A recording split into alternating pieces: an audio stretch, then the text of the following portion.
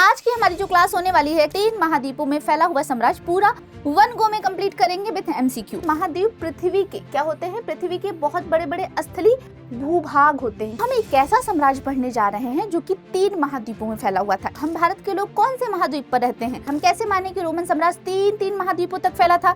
उसका हमें प्रूफ लाइए। आपको ये दिख रहा होगा, कुछ पत्थर का स्ट्रक्चर दिख रहा है। ये देखो, खोद खोद कर लिखा गया है। समय हमेशा एक सा तो नहीं होता है, कभी अच्छा होता है, कभी बुरा होता है। सम्राट कौन होता है भाई? सत्ता को चलाने वाला वास्तविक कार्यकर्ता होता है। और साउथ में ये देखिए, सहारा यहाँ तक विस्तृत था। सोचो कितना एक्सपेंडेड आपका ये एम्पायर था कि पूरा इतना ज्यादा फैला हुआ था, है ना? कितनी बड़ी बात है। हेलो एवरीवन, दृष्टि स्कूल के शानदार प्लेटफॉर्म पर आप सभी को स्वागत है। मैं पूर्णिमा शुक्ला, आपकी इतिहास की टीचर। बच्चों, आज की हमारी जो क्लास होने वाली है क्लास 11 की चैप्टर 2 होने वाली है, जिसमें हम 3 महाद्वीपों में फैला हुआ साम्राज्य पूरा 1 गो में कंप्लीट करेंगे विद एमसीक्यू। तो जल्दी जल्दी से रेडी हो जाइए 1 गो में ये पूरा का पूरा चैप्टर पढ़ने के लिए। तो बच्चों, जैसा कि आपको स्क्रीन पर दिख रहा होगा, इस चैप्टर का नाम क्या है? 3 महाद्वीपों में फैला हुआ साम्राज्य।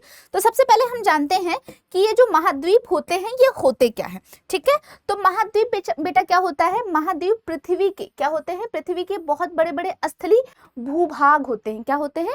भूभाग होते हैं, जो कि आपका महासागरों और समुद्रों से अलग अलग होते हैं। क्लियर है? तो ये आपका क्या कहलाता है? महाद्वीप कहलाता है। आपको पता होगा कि कुल कितने महाद्वीप हैं विश्व में? तो टोटल 7 महाद्वीप हैं, आप सभी को पता है। अगर हम बात करें कि इन महाद्वीप पर क्या कोई अकेला देश होता है या कई सारे देश होते हैं, तो इन महाद्वीपों पर बहुत सारे अलग अलग देश होते हैं। जैसे अगर हम बात करें भारत के लोग, हम भारत के लोग कौन से महाद्वीप पर रहते हैं? तो हम रहते हैं एशिया में। तो क्या एशिया में सिर्फ भारत ही रहता है? और भी तो देश होंगे ना, जैसे कि हमारे पड़ोसी देश हो गए, चाइना हो गया, नेपाल हो गया, भूटान हो गया, आपका म्यांमार हो गया, पाकिस्तान हो गया। तो ये बहुत सारे देश एक आपके महाद्वीप पर रहते हैं। और अगर हम कुल बात करें तो कुल कितने महाद्वीप हैं? 7 महाद्वीप हैं। ठीक है, चलिए तो अब हम बात करते हैं। जैसे ये देखिए, ये कुछ इस टाइप का होता है। सातों के हम एक बार नाम जान लेते हैं कि क्या क्या नाम होता है। तो एक आपको ये दिख रहा होगा नॉर्थ अमेरिका, है ना? ये दिखा आपको साउथ अमेरिका। 2 ये हो गए। तीसरा कौन सा है आपका? अफ्रीका हो गया। चौथा कौन सा है आपका? यूरोप हो गया। 5वां कौन सा है? एशिया हो गया। और हम यहीं पर रहते हैं। ये दिख रहा है ना आपको, सुंदर सा हमारा भारत? हम यहीं पर रहते हैं, हमारा सुंदर सा भारत दिख रहा होगा। हम कौन से एरिया में रहते हैं? तो हम रहते हैं साउथ एशिया में। ठीक है, भारत कहाँ पर स्थित है? तो साउथ एशिया में है, याद रखिएगा। फिर आपका एक है ये ऑस्ट्रेलिया, और सबसे अंतिम आपका कौन सा है? अंटार्कटिका। ठीक है, तो कुल हमारे 7 महाद्वीप होते हैं। आपको ये पता होना चाहिए, बहुत ही बेसिक है। ठीक है, तो भैया कुछ इस टाइप के होते हैं। ये देखिए आपके, ये सारे क्या हैं? ओशेन्स हैं, है ना? ये सारे देखिए, इंडियन ओशन है, ये अटलांटिक ओशन है, ये पैसिफिक ओशन है। और इन्हीं के बीचों में क्या होते हैं? ये आपके भूखंड होते हैं। क्लियर है? तो महाद्वीप क्या होता है, समझ आ गया? बस बेसिक सा हमें जानना था। अब हम शुरुआत करते हैं अपने चैप्टर की जो हमारा क्या बोलते हैं चैप्टर है कि 3 महाद्वीपों में फैला हुआ साम्राज्य। तो हम एक ऐसा साम्राज्य पढ़ने जा रहे हैं जो कि 3 महाद्वीपों में फैला हुआ था। 1 नहीं, 2 नहीं, लगभग 3 महाद्वीपों में फैला हुआ था। तो हम किसकी आज बात कर रहे हैं? रोमन साम्राज्य की, जिसे रोम साम्राज्य भी कहा जाता है। सबसे पहले हम जानते हैं कि इतिहास को पढ़ना हमारा मुख्य स्रोत है, कि हमने जो रोमन साम्राज्य है उसको पढ़ने के लिए क्या क्या सोर्स लिया। हम कैसे माने कि रोमन साम्राज्य 3 महाद्वीपों तक फैला था? उसका हमें प्रूफ लाइए। तो हमें इसके लिए बहुत सारे लिखित सोर्स मिलते हैं, कुछ आपके खंडहर मिलते हैं, कुछ भौतिक अवशेष मिलते हैं। उनके द्वारा हमें पता चलता है कि हाँ भैया, ये जो साम्राज्य था, ये जो शासन था, ये कहीं ना कहीं पहले स्थित था। तो भैया पहले मिलता है हमें पाठ्य सामग्री मिलता है, जो कि उस टाइम के जो इतिहासकार है वो हर वर्ष लिखा करते थे, जिसे हम क्या बोलते हैं? वर्ष वृत्तांत कहते हैं। वो हमें मिलता है। पत्र मिलती है, व्याख्या मिलती है, कानूनी दस्तावेज मिलते हैं, यानी कि लिखित दस्तावेज मिलते हैं। तो पता चलता है कि अच्छा हाँ, यहाँ पर रोमन साम्राज्य था। इसके अलावा कुछ और भी दस्तावेज मिलते हैं, है ना? पेपाइरस के पत्तों पर, यानी कि कुछ पांडुलिपि मिलती हैं। क्या मिलती है भैया? पांडुलिपि मिलती हैं। ठीक है, पेपाइरस के पत्तों पर लिखे हुए पत्र मिलते हैं। मिस्र में आज भी इनकी जो सुरक्षित हजारों साल की दैनिक दस्तावेज आज भी सुरक्षित रखी गई है। इसके अलावा कुछ भौतिक साक्ष्य मिलते हैं, जैसे कि इमारतें मिलती हैं, है ना? एम्फोरा एक पात्र है वो मिलता है, सोने के सिक्के मिलते हैं, शिलालेख मिलते हैं। इससे पता चलता है कि हाँ जी, ये सभ्यता यहाँ पर थी। थोड़ा और अच्छे से समझते हैं इसको। जैसे कि इसको समझते हैं कि भैया पाठ्य सामग्री में उस समय के जो व्यक्ति थे उन्होंने जो इतिहास लिखा उसे पता चलता है ना, और इसे प्रतिवर्ष लिखा जाता था। यहाँ पर सबसे बड़ी बात है कि प्रतिवर्ष वहां के बारे में जो चीजें थी वो लिखा जाता था, जिसे वर्ष वृत्तांत कहा जाता था, है ना। ये पेपायरस के पत्तों पर लिखा मिलता है, अभिलेख मिलते हैं, भौतिक अवशेष मिलते हैं, ये सारी चीजें हैं, ठीक है। चलिए अब बात करते हैं कि जो पाठ्य सामग्री है वो होती क्या है। तो यहाँ पे कौन लिखता था, तो ये पादरी वर्ग लिखता था, है ना, और हर वर्ष लिखा जाता था, जिसकी वजह से इसे क्या बोला जाता था, वर्ष वृत्तांत बोला जाता था। दस्तावेज क्या है, पेपायरस, पेपायरस के पत्तों पर लिखा जाता था। पेपायरस क्या है भाई, पेपायरस की हमें पांडुलिपि मिलती है, क्या मिलती है बेटा, पांडुलिपि मिलती है। और जो आपका पेपायरस है ये क्या था, है ना, पेपायरस क्या था, एक पौधा है, ठीक है, क्या है भैया, एक पौधा था जो कि मिस्र की जो नील नदी थी ना उसके पास से हमें ये पेड़ पौधा मिलता था। तो क्या है भैया, एक पौधा है जो कि मिस्र की नील नदी के किनारे उगता था, और इसी पर जितने भी आपके गवर्नमेंट रिकॉर्ड थे, है ना, उन्हीं पर संधि और दस्तावेज लिखे जाते थे, ठीक। अभिलेख क्या होता है, तो अभिलेख बेटा वो होता है जो पत्थरों पर शिलालेख खुदवाए जाते हैं। आपको ये दिख रहा होगा, कुछ पत्थर का स्ट्रक्चर दिख रहा है और इस पर कैसे लिखा गया है, यहाँ पर दिख रहा है ना, ये देखो खोद खोद कर लिखा गया है, उकेर करके लिखा गया है। यहाँ पर देखो क्या है, पत्थरों को खोद खोद कर लिखा गया है, ठीक है। तो इसे हम क्या कहते हैं, अभिलेख कहते हैं। ये क्या होता है, जो आपका अभिलेख होता है, इसको क्यों लिखवाया जाता था, क्योंकि ये जल्दी नष्ट नहीं होता है ना, सालों साल ये पड़ा रहता है, ठीक है। तो लंबे समय तक सुरक्षित रहे, और यूनानी व लैटिन भाषाओं में हमें क्या मिलते हैं, रोमन साम्राज्य के अभिलेख मिलते हैं। भौतिक अवशेष मिलते हैं। भौतिक अवशेष क्या होता है, जिन्हें हम टच कर सके, देख सके, है ना, जैसे कि आपका पुरातत्व खुदाई से प्राप्त वस्तुएं, ठीक है, क्या क्या मिलती हैं उसमें, कुछ इमारतें मिलती हैं, कुछ खंडहर मिलते हैं, स्मारक मिलते हैं, है ना, उस टाइम के जो राजा थे उन्होंने जो स्मारक बनवाए, मॉन्यूमेंट्स बनाए, मिट्टी के बर्तन मिलते हैं, सिक्के मिलते हैं, है ना। ऐसे राजा थे, पहले चांदी के सिक्के चलते थे, बाद में पता चला कि वहां पर चांदी खत्म हो गई तो सोने के सिक्के चलने लगे। तो पता कैसे चलता है, इन्हीं सिक्कों से पता चलता है। बहुत सारी मूर्तियां मिलती है और बहुत सारी एंशिएंट संरचनाएं मिलती है, जिससे पता चलता है कि हाँ भैया यहाँ पर ये साम्राज्य एग्जिस्ट करता था। क्लियर है। तो ये हमने देखा अभिलेख, है ना। ये देखिए वो नील नदी है ना, यहाँ पर दिख रही है आपको, ये है भैया नील नदी, और इसी के किनारे आपका पेपायरस प्लांट जो है उगता है, ठीक है। चलिए, हाँ, मिस्र में, ठीक है। अब हम बात करते हैं कि हम भैया पढ़ रहे हैं रोमन साम्राज्य, तो उसकी भौगोलिक स्थिति क्या है। जैसे कि हमने कहा कि जो रोमन साम्राज्य है वो भैया 3 महाद्वीपों में फैला है ना।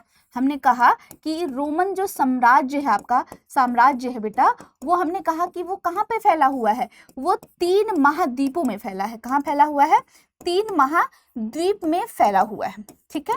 तो ये तो हमने बताया कि भैया 3 महाद्वीपों में ये आपका क्या हुआ है, फैला हुआ है। तो सबसे पहले तो आपको ये पता होना चाहिए कि ये 3 महाद्वीप हैं कौन कौन से।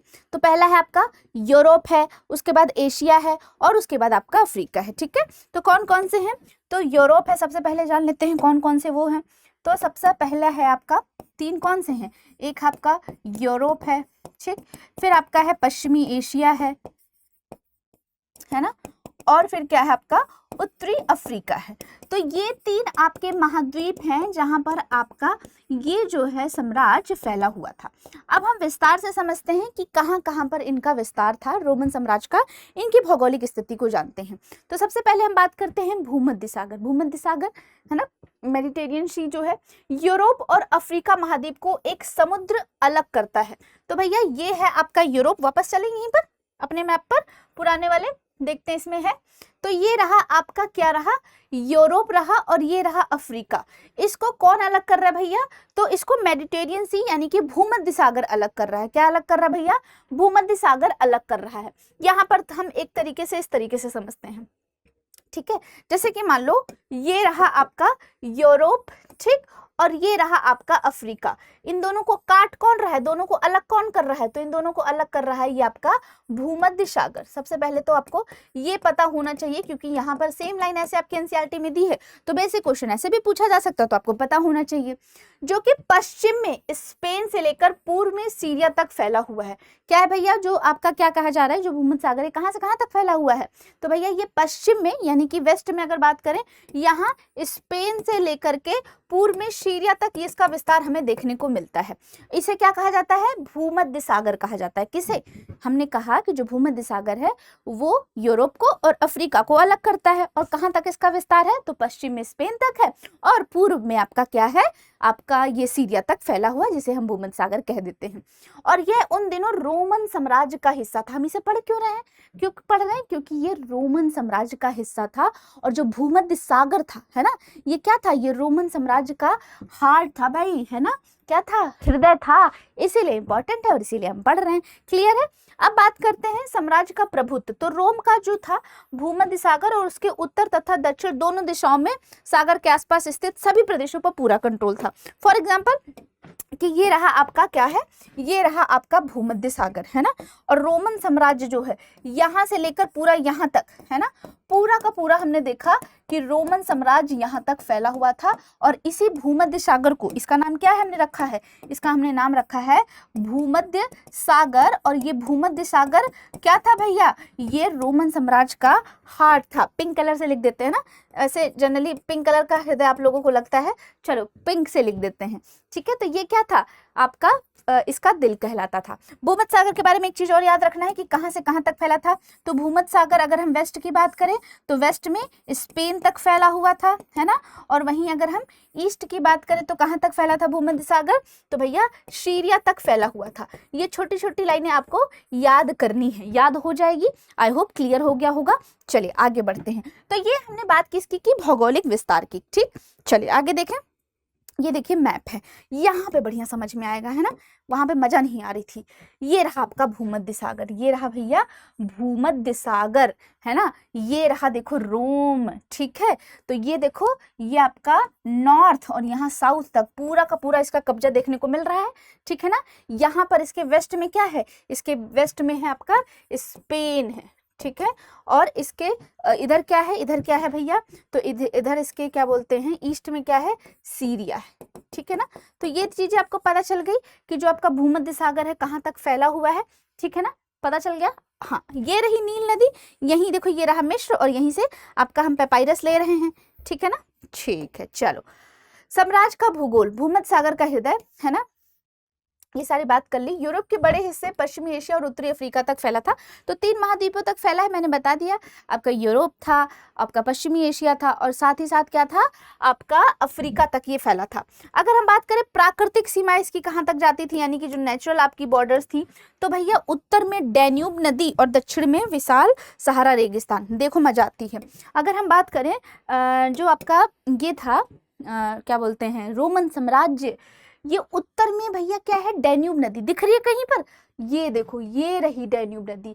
तो नॉर्थ में भैया डैन्यूब नदी तक इसका विस्तार था। सोचो 3 महाद्वीपों में फैला था, तो छोटा मोटा साम्राज्य थोड़ी रहा होगा, काफी विस्तृत रहा होगा। और साउथ में ये देखिए सहारा यहाँ तक विस्तृत था। सोचो कितना एक्सपेंडेड आपका ये एम्पायर था कि पूरा इतना ज्यादा फैला हुआ था, है ना, कितनी बड़ी बात है। तो भैया यहाँ देख रहे हो, यहाँ से यहाँ तक प्लस भूमध्य सागर जैसा इतना महान सागर ये भी अपने कब्जे में ले रखा है रोमन साम्राज्य ने। सोचो क्या एरा रहा होगा उस टाइम पर, क्या शासक रहे होंगे, ठीक है। तो ये सारी चीजें हमने देखी, ठीक है। बीच बीच में हम इस मैप को यूज करेंगे, मैप पढ़ते पढ़ते करोगे बहुत मजा आएगी, मैप के साथ करते चलेंगे, ओके जी। चलो तो यहाँ तक देख लिया। उत्तरी सीमा की अगर बात करें तो 2 महान नदियां थी, एक आपकी राइन नदी थी, एक डैन्यूब। फिर वापस चलते हैं, कौन सी महान नदियां थी? तो भैया उत्तर में एक डैन्यूब नदी है और एक राइन नदी है। दोनों ही बहुत ज्यादा इंपॉर्टेंट हो जाती है, क्योंकि रोमन साम्राज्य में क्या करती होंगी नदियां? नदियों का काम क्या रहा होगा? तो नदियां क्या करती हैं भैया? कृषि जहां पर चाहिए, जहां पर अच्छी फसल चाहिए वहां पर सिंचाई भी चाहिए। और ये नदियां कहीं ना कहीं सोर्स थी सिंचाई का, व्यापार का, ठीक है। एक जल मार्ग का स्थल था, जल मार्ग का एक सोर्स था। तो ये सब क्या था? बड़ा ही इंपॉर्टेंट है। तो उत्तर में साम्राज्य की सीमा का निर्धारण कौन करता था? यानी कि इसने बता दिया कि भैया यहाँ तक ये है आपकी राइन और ये है डैन्यूब। तो यहाँ तक का जो क्षेत्र है ना, जैसे कि एक तरीके से बॉर्डर लाइन थी ये, है ना। जैसे हम क्या कह दें कि भैया यहाँ तक का एरिया हमारा है, तो एक तरीके से ये क्या करती थी? ये सीमा बता देती थी कि भैया यहाँ पे आना मत, यहाँ तक किसका राज है? रोम वासियों का है। क्लियर है? तो ये सीमा का निर्धारण करती थी कहाँ? उत्तर में। वहीं दक्षिण में कौन करता था? तो दक्षिण में जो आपका सहारा नामक अत्यंत विशाल रेगिस्तान बनाती थी। तो देख रहे हो उत्तर में दक्षिण तक यहाँ तक इनकी तो लाइनें थी, ठीक है। तो यहाँ तक इनका विस्तार फैला हुआ था। अब इसी समय पर एक और साम्राज्य है भैया। देखो आगे अकेले कोई शासक या अकेले कोई साम्राज्य नहीं होता, हमेशा कोई ना कोई कंटेम्पररी में तो होता है। तो ऐसे में जो रोम साम्राज्य था, इन्हीं के समकालीन एक ईरान साम्राज्य भी था, और इन लोगों की आपस में हमेशा चलती रहती थी कुछ ना कुछ, क्योंकि भाई हर किसी को पावर चाहिए, हर किसी को सत्ता चाहिए, हर किसी को ज्यादा से ज्यादा विस्तार चाहिए। तो ये भी थे आपका ईरान साम्राज्य, है ना। इन्होंने क्या किया था, इन दोनों ने भैया पूरे के पूरे विश्व में आधा बांट रखा था कि आधे पे तुम राज करो, आधे पे हम करो, और आपस में भी लड़ते थे कि तुम्हारा वाला भी हम लेंगे। तो ये वाली समस्या थी। चलो, इस अत्यंत विस्तृत और बड़े क्षेत्र में पूरा रोमन साम्राज्य फैला हुआ था, और दूसरी तरफ जो कैस्पियन सागर है, उसके दक्षिण से लेकर पूर्वी अरब तक का पूरा इलाका ईरान का है। अच्छा, ये भूमध्य सागर के उत्तर दक्षिण मतलब सहारा और राइन और डैन्यूब तक इन्होंने एरिया ले लिया, और ईरान भाई साहब जो हैं ये कह रहे हैं हम भी सागर लेंगे। तो इन्होंने क्या ले लिया, ये कैस्पियन सागर के दक्षिण से लेकर पूर्वी अरब तक का पूरा इलाका ईरान का था। चलो देखते हैं कैस्पियन सागर है क्या यहाँ पर मैप में। चलो जल्दी ढूंढ कर बताओ, कैस्पियन सागर दिख रहा है? जल्दी बताओ, दिख रहा है? नहीं दिख रहा? चलो बताओ, दिख रहा है कि नहीं दिख रहा है? नहीं दिख रहा है, चलो कोई नहीं, है ना, लेकर आएंगे किसी और मैप में, फिर बताते हैं। ठीक है, तो इन्होंने भैया डिवाइड कर लिया था कि भैया कैस्पियन सागर वाला जो है, कैस्पियन सागर के दक्षिण से लेकर पूर्वी अरब तक का जो पूरा इलाका है वो किसका था, वो ईरानियों का था। कभी कभी अफगानिस्तान के कुछ हिस्से भी ईरान के अधीन आ जाते थे, यानी कि जो हमारा एशिया वाला, भारत का जो पड़ोसी देश है, वो वाला जो हिस्सा था वो भी क्या था, वो ईरान के अधीन आ जाता था। इन दोनों महान शक्तियों रोम और ईरान ने दुनिया के उस अधिकांश हिस्से को आपस में बांट रखा था जिसे चीनी लोग ताचिन यानी कि बृहत्तर चीन या मोटे तौर पर पश्चिम कहा करते थे। बहुत ज्यादा इंपॉर्टेंट है, एक मिनट रुकिएगा, ठीक है ना। तो पूछ लिया जाए कि चाइना वाले जो थे वो कौन सा एरिया था जिसको ये लोग ताचिन कहते थे, और उस पर कौन से दो साम्राज्यों ने पूरा कब्जा कर रखा था। तो एक ईरान थे और दूसरा रोम साम्राज्य थे। चाइनीज उसे क्या कहते थे, ताचिन कहते थे, यानी कि बृहत्तर चीन, या उसको पश्चिम कहते थे। ठीक है ना, इतना हो जाएगा। आइए आगे बढ़ते हैं। रोम साम्राज्य और ईरान साम्राज्य, अगर हम बात करें तो जो ईसा मसीह थे ना भैया, ईसा मसीह जानते हैं आप लोग, तो ईसा मसीह के जन्म से लेकर 7वीं शताब्दी तक यूरोप, उत्तरी अफ्रीका और मध्य पूर्व के विशाल क्षेत्र पर ये दो शक्तिशाली साम्राज्य रोम और क्या बोलते हैं ईरान का शासन था। तो भैया 7वीं आपका जो शताब्दी है उससे लेकर ईसा मसीह के जन्म से लेकर 7वीं शताब्दी तक इन दोनों ने पूरे के पूरे काफी बड़े हिस्से पर क्या किया भैया, राज्य किया है। रोम और ईरान के बीच आपसी दुश्मनी थी जिसके कारण वे आपस में लड़ते रहते थे, है ना, क्योंकि देखो जितना चाहिए, ह्यूमंस की आदत है, जितना चाहिए उतनी और की अपेक्षा हमें होती है। तो ऐसे में ये लोग सोचते थे कि और मिले और मिले, और आपस में इसीलिए लड़ाई झगड़ा इन लोगों का होता रहता था। ठीक है, आगे बढ़ते हैं। एक दूसरे के पास ये दोनों साम्राज्य एक दूसरे के बिल्कुल करीब थे और इन्हें फरात नदी अलग करती थी। जैसे कि हम बताएं, एक तो ये दोनों कैसे थे, बिल्कुल पास पास में थे। एक कैसा स्ट्रक्चर बनाया, जैसे मान लो ये कोई देश है ना, और इन दोनों को अलग कौन करती थी, तो इन दोनों को एक नदी अलग करती थी। कौन सी नदी, इस नदी का नाम था भैया फरात नदी। क्या था भैया, फरात नदी नाम था इसका। तो ये अलग करती थी, एक तरफ आपका ईरान रहता था और एक तरफ आपका रोम रहता था। तो इस तरह से ये आपका फरात नदी इन दोनों को अलग करती थी।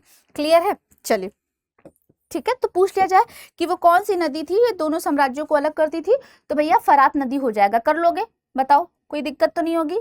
आगे बढ़े, समझ आ रहा सब, आप ही लोगों के लिए क्लास है। ठीक है, आइए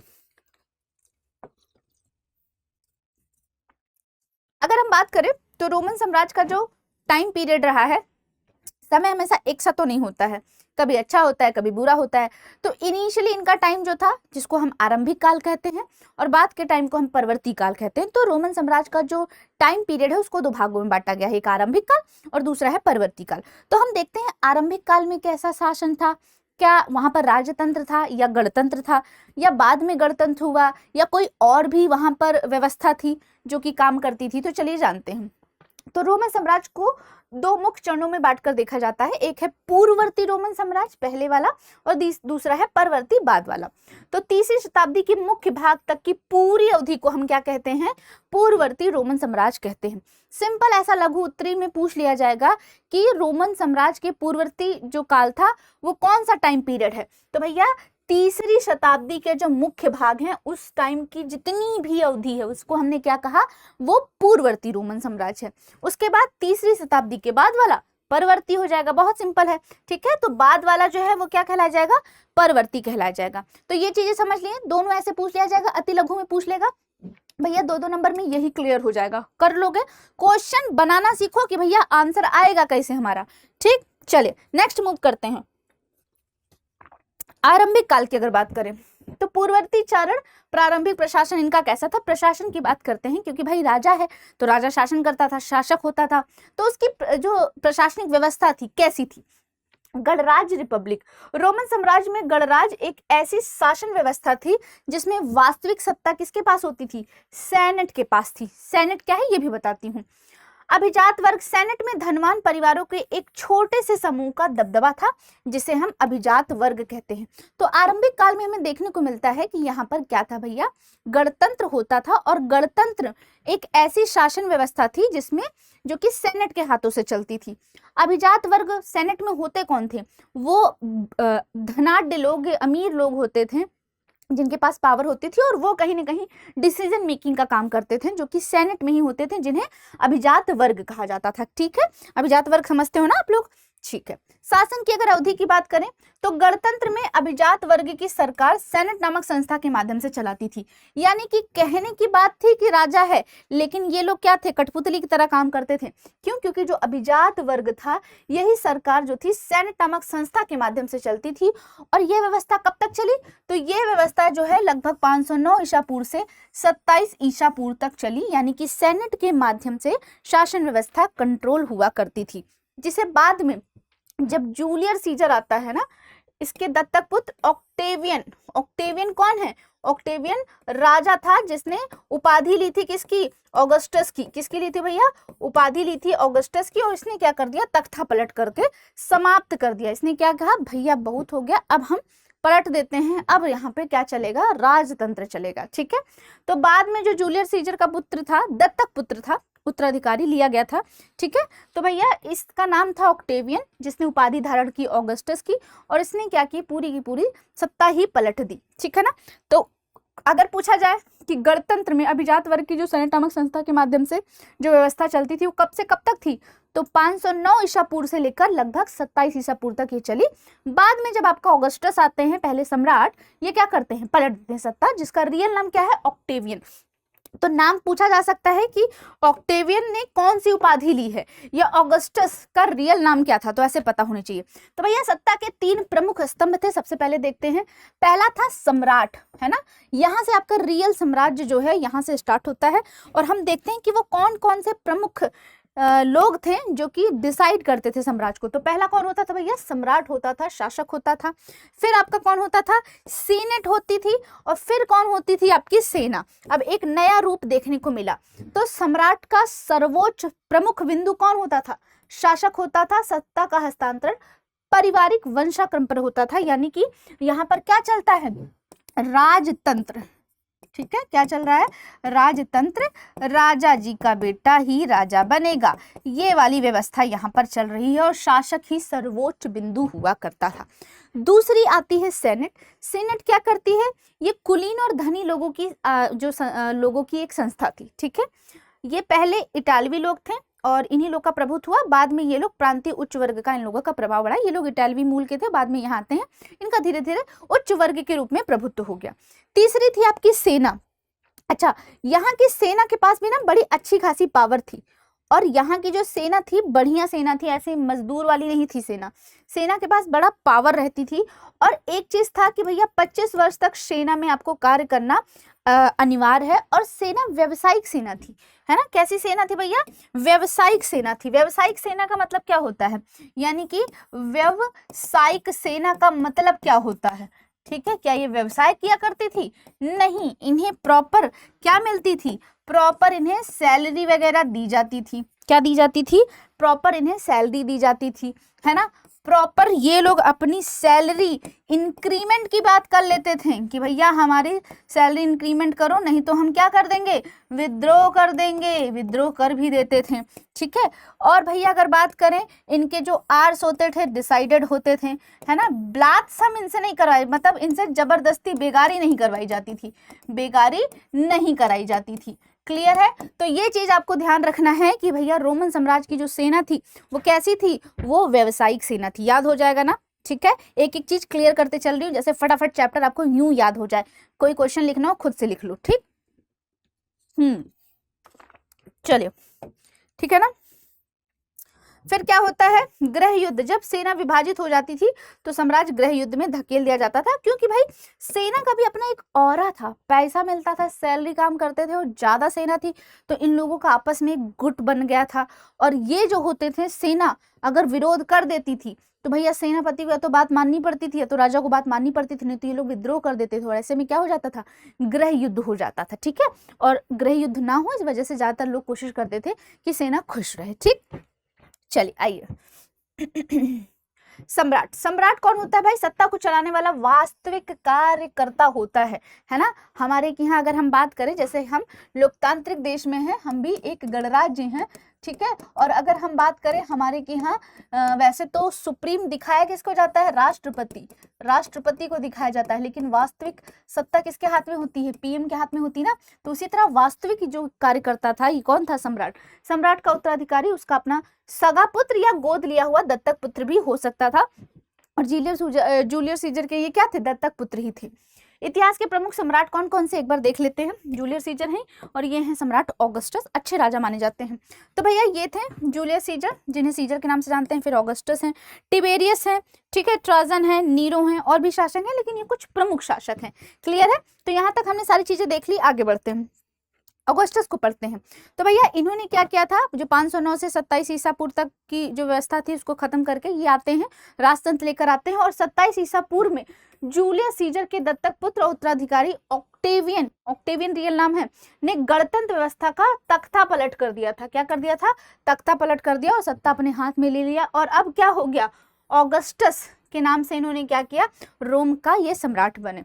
पहले सम्राट ऑगस्टस ने 27 ईसा पूर्व में जो राज्य स्थापित किया उसे क्या बोला गया, प्रिंसिपेट कहा गया। तो प्रिंसिपेट की स्थापना किसने की है, तो भैया सम्राट ऑगस्टस ने की है। पहले गणतंत्र था, पर जो गणतंत्र था उसकी सत्ता पलट कर ये आते हैं, कहते हैं अब राजतंत्र चलेगा।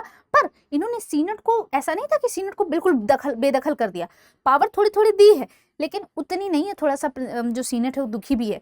और इन्होंने जो शासन व्यवस्था चलाई उसे क्या बोला गया, प्रिंसिपेट कहा गया। क्या कहा गया, जो राज्य स्थापित किया उसे प्रिंसिपेट कहा गया।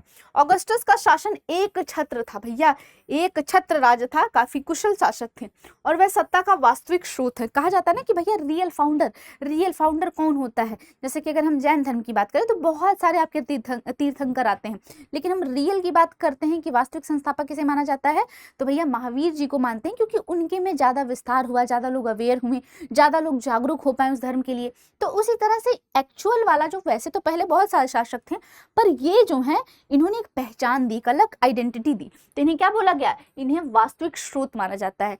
इसके बावजूद इस कल्पना को जीवित रखा गया कि वह केवल एक प्रमुख नागरिक था, निरंकुश शासक नहीं। देखो गणतंत्र को हटा दिया है लेकिन फिर भी उसको प्रमुख नागरिक माना जा रहा है, निरंकुश नहीं। क्योंकि ये सीनेट को पूरी तरह से नेग्लेक्ट नहीं करता है ना। ऐसा सेनेट को सम्मान प्रदान करने के लिए किया जाता है, ठीक है। उस सेनेट जो था भाई अभिजात वर्गों, अमीरों का, बड़े लोगों का, उच्च वर्गों का एक ग्रुप था, तो उनके साथ पूरी तरीके से अपनी वो नहीं कर रखी है कि नहीं नहीं नहीं नहीं, उनके साथ थोड़ा थोड़ा बिल्कुल डिप्लोमेटिक तरीके से व्यवहार बना रखा है और इसीलिए निरंकुश नहीं, ये प्रमुख नागरिक माना जाता है। तो ठीक है, बहुत सारे शासक आएंगे जिन्हें अच्छा बुरा बोला जाता है, लेकिन इसको, इन्हें जो है सम्राट ऑगस्टस को बुरा नहीं बोला गया है, ठीक है जी। तो ये हमने ऑगस्टस के बारे में देखा। अब बात करते हैं सेनेट। सेनेट क्या होती है, तो सेनेट एक ऐसी संस्था थी जिसने उन दिनों सत्ता पर अपना कंट्रोल कर रखा था, है ना। वो जिसको चाहती थी वही, गणतंत्र के माध्यम से, पर कंट्रोल यही करती थी, ठीक है ना। रिपब्लिक यानी गणतंत्र था। जब रोम एक गणतंत्र था, रोम में सेनेट संस्था का अस्तित्व कई शताब्दियों तक बना रहा, मतलब सेनेट ने काफी सालों तक, काफी शताब्दियों तक काम किया। सेनेट की सदस्यता जीवन भर चलती थी, निरंतर चलती है ना, कि भैया कभी भी खत्म नहीं होने वाली, अनवरत रूप से चलने वाली है। इसके लिए जन्म की अपेक्षा धन और पद प्रतिष्ठा को ज्यादा महत्व दिया जाता था, ठीक है भाई। तो यहाँ पर वो वाली जो कहावत है ना कि बाप बड़ा ना भैया, सबसे बड़ा रुपया। तो यहाँ पर सबसे बड़ा रुपया का जो भैया वो है ना, सबसे बड़ा रुपया जो है उसी को जोड़ दिया जा रहा। खैर वहाँ रुपया चलता नहीं था, है ना, लेकिन फिर भी दिनार चलता था। लेकिन फिर भी अगर बात करें तो अगर हम इंडियन टर्मिनोलॉजी में बात करें तो यहाँ पर जिसके पास जितना पैसा, जितनी प्रॉपर्टी, जितनी धन, जितनी रिस्पेक्ट, वही क्या हो जाता था आपका, वही हो जाता था आपका, माफ करिएगा, है ना, कोई बात नहीं, हो जाता है कभी कभी, ठीक है। तो वही क्या होता था, वो सीनेट का मेंबर बन सकता था। मतलब कोई स्किल नहीं, पैसा लाओ आओ मेंबर बन जाओ, ठीक है। तो ये यहाँ पर हम देखते हैं। ओके जी, चलिए आगे बढ़ते हैं। सेनेट एक ऐसी संस्था थी जिसमें कुलीन और अभिजात वर्ग यानी रोम के धनी परिवार, अगर पूछ लिया जाए सेनेट में कौन लोग शामिल हो सकते थे, धनी परिवार, अमीर परिवार, उच्च वर्ग, ऐसा, तो भैया धनी और उच्च वर्ग दोनों एक ही हैं, वो शामिल हो सकते थे। यही इसका क्या करते थे, रिप्रेजेंट करते थे। हालांकि आगे चल के इसमें इटालवी, है ना, जो इटालियन थे मूल के जमींदारों को भी शामिल कर लिया। क्यों? क्योंकि भैया इनके पास क्या था, पैसा, है ना, पैसा था भैया, प्रतिष्ठा थी, उसी वजह से ये क्या हो गए, शामिल कर लिया गया कि आओ पैसा है तो तुम कहीं के भी हो, आओ तुम बन सकते हो इसके मेंबर, ठीक है। आगे चलकर सम्राट अच्छा है या बुरा, ये इस बात को कौन तय करता था, वह सेनेट से कैसा व्यवहार करता है उस पर तय किया जाता था। यानी कि मैं आपको बोलूं, मैं ही सेनेट हूं, मैं एक संस्था हूं, आप मेरे साथ अच्छा व्यवहार करते हो तो मैं कहती हूँ भाई आप अच्छे हो, बच्चे हो, बहुत अच्छे हो, भले आपके 0 नंबर आ रहे हैं, लेकिन आपने मुझसे बदतमीजी से बात कर दी तो मैंने कहा भले तुम्हें फुल मार्क्स आ रहे हैं, पर मैं कह रही हूँ बहुत गंदे हो तुम, अच्छे बच्चे नहीं हो। तो कुछ ऐसी व्यवस्था थी कि सम्राट को जो एक टैग दिया जाता था गुड और बैड का, वो सीनेट कहीं ना कहीं उसको इन्फ्लुएंस करती थी। क्यों? क्योंकि वो सीनेट के साथ कैसा व्यवहार करता है ऐसे पता चलता था। सीनेट के प्रति दुश्मनी या हिंसा करने वाले सम्राटों को सबसे बुरा माना जाता था। जो भी सीनेट के साथ वो पंगे लेता था या सीनेट को कहीं ना कहीं वो करता था कि हम तुम्हारी मनमानी नहीं चलने देंगे, तो ये लोग क्या मानते थे कि बड़ा बुरा सम्राट है। कुछ सेनेटर पुराना गणतंत्र वापस चाहते थे, पर ज्यादातर ये जानते थे कि अब ये संभव नहीं है। कुछ ऐसे सीनेट थे, अच्छा देखो ये ऑगस्टस शासक बन गया है, इसने रिपब्लिक हटा दिया, राजतंत्र लेकर आ गए हैं, है ना, और देखो इज्जत भी कर रहा है। इसने कहा कि भैया तुमको तुम्हारी लिमिट में हमने रख दिया, इज्जत तो कर रहे, तुम्हें इज्जत ही चाहिए, इज्जत तो हम कर ही रहे हैं, खुश रहो, ठीक है। इज्जत करता था। लेकिन कुछ जो थे, क्योंकि भाई वो वाली जो पावर थी वो अलग ही बात थी, ये शासक चुनते थे, है ना, इनके हिसाब से चलता था, तो वो वाली पावर नहीं मिल पा रही थी, तो ये लोग सोचते थे कि वापस आ जाए वो वाला। लेकिन बहुत सारे जो सीनियर मेंबर थे वो जानते थे कि आ नहीं पाएगा अब, क्योंकि अब इन लोगों के हाथ में क्या लग गया है, राजतंत्र का चखना लग चुका है, तो अब ये नहीं आ सकता है, ठीक है। कभी कभी पता नहीं क्या ही शब्द बोल देती हूँ मैं, चलो कोई बात नहीं, निकल जाता भाई, पता नहीं, बहुत सारे शब्द मैं सोचती हूँ कैसे समझा दूँ आपको शुद्ध भाषा में जो आपको समझ आ जाए, इसीलिए निकल जाता है। अब बात करते हैं सेना कि भैया सेना का क्या रोल था। तो भैया सैनिकों को नियमित बढ़िया अच्छी सी सैलरी मिलती थी, उन्हें कम से कम 25 साल तक सेवा करनी पड़ती थी, ये उनके लिए थोड़ा सा एक मैंडेटरी वो था, ठीक, लेकिन बाकी सब बढ़िया था। 4वीं शताब्दी तक सेना में लगभग भैया कितना 6 लाख सैनिक थे। कितने थे भैया? 6 लाख सैनिक थे जो सम्राट बदलने तक की ताकत रखते थे। कितने भैया? 6 लाख सैनिक हैं तो भैया सेना बदलने की तो ताकत रखते ही होंगे। अच्छे वेतन के लिए सैनिक आंदोलन करते थे जो कभी कभी विद्रोह में बदल जाता था। उन्हें अच्छी सैलरी चाहिए होती थी, अच्छे अलाउंसेस देते थे, कहते थे हमें HRA लाओ, हमें घर का भी पैसा लाओ, हमें ट्रांसपोर्ट फैसिलिटी लाओ। तो उसके लिए मजाक कर रही हूँ, जो उस टाइम पर चलती थी उसके लिए ये लोग विद्रोह करते थे। और कई बार वो विद्रोह जो विद्रोह होता था वो काफी गंभीर हो जाता था और गृह युद्ध जैसी समस्या हो जाती थी। सेना पे फूट पड़ने में देश में गृह युद्ध छिड़ जाता था। भैया इतनी बड़ी सेना है ना, और उन सेना जब आपस में बढ़ जाएगी तो गृह युद्ध हो सकता है, बिल्कुल हो सकता है। तो ये वाली दिक्कत हो जाती थी, देश को बड़ा ही इसको दिक्कत से देखना पड़ता था। सेना के खर्च के लिए जब भारी टैक्स लगाया जाता था तो सेनेट और सेना के बीच तनाव बढ़ जाता था। अच्छा, सेना को बढ़ाना पड़ता था भाई, सेना से कोई पंगा ले नहीं सकता था। क्यों? क्योंकि सेना भैया एक तो मेजॉरिटी में है सेना, देख रहे हो कितनी ज्यादा सेना है।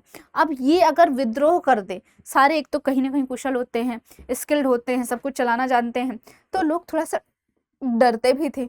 और ऐसे में कई बार जब ये मांगे करते थे तो इनकी मांगों को पूरा करने के लिए जनता से टैक्स वसूला जाता था, टैक्स को बढ़ाया जाता था। और ऐसे में जो सीनेट वाले थे उनको गुस्सा आती थी और इन लोगों में तनाव की स्थिति पैदा हो जाती थी। वो सोचते थे सबसे ऊपर हम हैं, अब इनके चक्कर में हमको बढ़ाना पड़ रहा है और बड़े आए हैं, इनकी कहीं ना कहीं लोग डरेंगे ना, क्योंकि लोगों के मन में एक डर आ जाएगा ना कि सेना ही सबसे बड़ी है, क्योंकि देखो लोग इन्फ्लुएंस हो रहे हैं सेना की वजह से। तो सीनेट और सेना के मामले में कभी कभी तनातनी चल जाती थी, ठीक है। आइए रोम का विस्तार पहली शताब्दी में बात करते हैं तो ऑगस्टस का शासनकाल मुख्य रूप से शांति के लिए याद किया जाता है। भले ये राजतंत्र लेकर आए थे, इन्होंने गणतंत्र को पलट दिया था, पर इनका टाइम पीरियड बड़ा ही अच्छा शांति वाला माना जाता है कि बहुत ज्यादा ऐसा लड़ाई झगड़ा वाला नहीं, ठीक ठीक रहा। ऑगस्टस के बाद उनके दत्तक पुत्र जो हैं वो आए टिबेरियस, इन्होंने संभाला, ये भी दत्तक पुत्र थे। इस काल की सबसे बड़ी उपलब्धि ये थी कि रोमन साम्राज्य के प्रत्यक्ष शासन का बहुत विस्तार हुआ। किसका हुआ भैया? यानी कि डायरेक्ट शासन का, है ना। जैसे कि पहले हम देखते हैं कि सीनेट का थोड़ा सा दबदबा था और ऑगस्टस ने भी वो थोड़ी सी एज दे रखी थी। यहाँ पर हम देखते हैं टिबेरियस के टाइम पर कि जो रोमन साम्राज्य है उसका शासन का विस्तार डायरेक्टली बहुत हुआ कि हाँ रोमन साम्राज्य ए से बढ़कर बी तक फैल गया। विस्तार के तहत कई सारे स्थानीय आश्रित राज्यों को रोमन साम्राज्य में मिला लिया गया। तो भैया जैसे पहले मान लो ये वाला एरिया था, ये वाला एरिया था, ये वाला एरिया, अब इन्होंने विस्तार करके इसको मिला लिया है, ठीक है। पहले रोम के को भरोसा था कि राजा अपनी सेना का उपयोग रोम के समर्थन में करेंगे, जिसके बदले रोम ने उनका अलग अस्तित्व स्वीकार किया हुआ था। अच्छा, रोम का जो साम्राज्य था उसके ये लगता था कि जो हमारी सेना है वो क्या करेगी, हमारी हेल्प करेगी रोम के विस्तार में, रोम के समर्थन में, है ना। जिसके बदले रोम उनका अलग अस्तित्व भी स्वीकार किया हुआ था भैया, उनकी मांगों को पूरा किया जाता था, जो वो कहते थे वो होता था। तो इस वजह से कहीं ना कहीं सेना भी एक क्रूशियल रोल प्ले करती है। दूसरी शताब्दी में क्या होता है, ये तो हमने पहली शताब्दी में पढ़ा। दूसरी शताब्दी में क्या होता है कि शुरुआती सालों तक फरात नदी के पश्चिम, है ना, फरात नदी के पश्चिम में रोम की तरफ पड़ने वाले राज्यों को भी रोम में अपने में मिला लिया। यानी कि ये फरात नदी है और हमने देखा था कि ईरान और रोम को बांटती कौन थी, फरात ही नदी तो अलग करती थी। अब इन्होंने क्या किया, जो इधर वाला क्षेत्र था इसको भी अपने में मिला लिया है, किसने, रोम ने, ठीक है भाई, मिला लिया मिला मतलब हड़प लिया। राजा थे तो युद्ध ही तो करते थे। ये राज्य बहुत अमीर थे। ये राज्य जो इन्होंने मिला लिए थे फरात नदी के पास वाले, ये कैसे थे, क्योंकि भाई नदी के पास वाले थे वो बड़े ही अमीर थे, है ना। हेरोड के राज्य से हर साल 54 लाख दिनारियस यानी कि 1,25,000 किलोग्राम सोने के बराबर की कमाई होती थी। तो इन्होंने क्या किया भैया ऐसे देखो, ये थी आपकी फरात नदी, ये है क्या भैया, आपकी फरात नदी है। और ये मान लो आपका रोम है, आपको पता ही है कि रोम अलग है और ईरान अलग है। और इधर रोम ने क्या किया, जो इनका पश्चिम वाला एरिया था, ये है ना वेस्ट वाला, इसको क्या किया, हेराल्ड को, है ना, अपने में मिला लिया। और यहाँ से भैया क्या हुई, बहुत बम्पर कमाई होने लगी। क्या होने लगी, मिला ली, इसको अपने में क्या कर लिया भैया, रोम के साम्राज्य में शामिल कर लिया। रोम के साम्राज्य में क्या कर लिया भैया, शामिल कर लिया, हड़प लिया। और यहाँ से इनको क्या होने लगा, भारी मुनाफा होने लगा। कैसे, लगभग यहाँ से 1,25,000 दिनारियस के सोने के सिक्के के बराबर क्या होने लगी, कमाई होने लगी। तो इनके लिए तो बेनिफिशियल हुआ ना। तो इस तरह से राजा लोग विस्तार करते हैं और इसी तरह से पता चलता है कि कौन सा राजा जो है कुशल है, कौन सा नहीं है। दिनारियस क्या था, तो एक चांदी, है ना, क्या था भैया, चांदी का सिक्का था, ठीक है ना, है ना। सिक्का होता था जिसमें लगभग 4 ग्राम शुद्ध चांदी होती थी। कितनी होती थी भैया, लगभग 4.5 ग्राम शुद्ध चांदी हुआ करती थी। इटली को छोड़कर साम्राज्य के बाकी सभी इलाके प्रांतों में बटे हुए थे। अगर हम बात करें तो यहाँ पर इनका जो साम्राज्य था, खाली एक ऐसा इटली ही था जो अलग प्रांत में नहीं बटा था, बाकी जितने राज्य थे वो अलग अलग प्रांतों में बटे हुए थे। और सभी जितने भी वो प्रोविंसेस थे इनके, उन सभी से क्या करते थे ये लोग, टैक्स वसूला करते थे। तो मान लो जैसे बहुत सारे इनके प्रांत हैं, है ना, और बहुत सारे प्रांतों में जो इटली था खाली वही सिंगल था, बाकी अलग अलग प्रांतों में इनका जो था वो बटा हुआ था। और उन सभी से ये क्या लेते थे, उन सभी से ये टैक्स वसूला करते थे। क्या लेते थे भैया, ये टैक्स लिया करते थे। क्लियर है। तो हमने क्या देखा कि हेरोड के राज्य को इन्होंने मिलाया तो 54 लाख दिनारियस यानी कि 1,25,000 किलोग्राम सोने के बराबर। अच्छा, ये मत सोच लेना कि सोना होता था, दिनारियस क्या है, चांदी का सिक्का है ना, चांदी का सिक्का है। और उसका मूल्य बताया जा रहा है 54 लाख का, 1,25,000 किलोग्राम सोने के बराबर, यानी कि 54 लाख दिनारियस इज इक्वल टू 1,25,000 सोने का सिक्का, ठीक है, क्योंकि सोने की वैल्यू चांदी से ज्यादा है ना भैया। तो ये क्या करते थे, इन्होंने पाया था। और एक जो आपका वो होता था दिनारियस, उसमें कितना होता था, 4.5 ग्राम शुद्ध चांदी होती थी। तो ध्यान रखना। चलो आगे देखते हैं। दूसरी शताब्दी में जब रोम अपनी सबसे ऊंचाइयों पर था, है ना, यानी कि जब ये सेकंड उसमें अपने ऊंचाइयों पर ऐसे ऐसे करके बढ़ रहे थे, तब रोमन साम्राज्य स्कॉटलैंड से अर्मेनिया की सीमाओं तक, है ना भैया, स्कॉटलैंड से लेकर अर्मेनिया और रेगिस्तान सहारा से फरात नदी और कभी कभी उससे भी आगे तक फैला हुआ था। मतलब कि हम दूसरी शताब्दी में देखते हैं कि इसका विस्तार इतना फैला हुआ था कि स्कॉटलैंड, अर्मेनिया और यहाँ दक्षिण में जो आपका सहारा रेगिस्तान है, यहाँ तक पूरा पूरा विस्तार इसका फरात नदी तक पूरा का पूरा क्या है भैया, इतनी दूर तक फरात नदी के आगे तक पूरा का पूरा विस्तार फैला हुआ था। तो ऑब्वियस सी बात है भाई, 3 महाद्वीपों पर फैला हुआ साम्राज्य तो काफी विस्तृत रहा होगा। 7 महाद्वीपों में से 3 पे तो यही राज्य कर लिए हैं। ठीक है, पूरे साम्राज्य में दूर दूर तक बहुत सारे नगर बसाए गए थे जिनके जरिए पूरे साम्राज्य पर कंट्रोल रखा जाता था। पूरा का पूरे साम्राज्य थे, अलग अलग नगर बसाए होते थे और जिन पर शासन कौन करता था, सम्राट, है ना भैया। सम्राट क्या करता था, सभी पर कंट्रोल करता था, सभी पर भैया क्या करता था, अपना शासन नियंत्रण बनाए रखता था। भूमध्य सागर के तटों पर बड़े जो शहर बसे होते थे, शहरी केंद्र, जैसे कि कार्थेज हो गया, सिकंदरिया हो गया और एंटियोक, इस पूरी साम्राज्य व्यवस्था के मुख्य आधार थे। मैप पर इसको देख लेते हैं, वैसे तो यहाँ पर भी होगा ही, चलो इसको वापस से मैप पे देखते हैं। कहाँ गया मैप, एक मिनट बेटा। हाँ, ये देखो, तो हमने क्या कहा भैया, कार्थेज, क्या बोला, कार्थेज, ठीक, कार्थेज हो गया आपका, ठीक है ना। और कहाँ गया, एंटोनिया कहाँ गया, दिख रहा है आपको, सिकंदरिया हो गया और ये रहा एंटियोक। तो ये सब जो थे आपके, ये मेन क्या थे भैया, ये केंद्र थे, है ना, क्या थे, ये आपके शहरी केंद्र थे। तो भैया हमने देखा भूमध्य सागर के, ये देखो साउथ में कार्थेज है, ठीक है, और ये देखो एंटियोक है और यहाँ पर क्या है, सिकंदरिया। तो ये इनके मेन व्यापारिक जो शहरी केंद्र थे। क्लियर है, तो यहाँ पर आपको मैप के थ्रू ये सब भी जानना है। क्लियर है ना, चलिए कहाँ भाग गया, हाँ ठीक है बेटा। तो शहरी केंद्र कौन कौन थे, कार्थेज थे, सिकंदरिया थे और एंटियोक, ये पूरी साम्राज्य व्यवस्था के मुख्य आधार थे। अब देख भी रहे हैं कि अलग अलग दिशा में है, काफी दूरी तक है। देखो फिर से वापस चलते हैं कि कितना दूरी है, देखो इतना ज्यादा है। यहाँ पर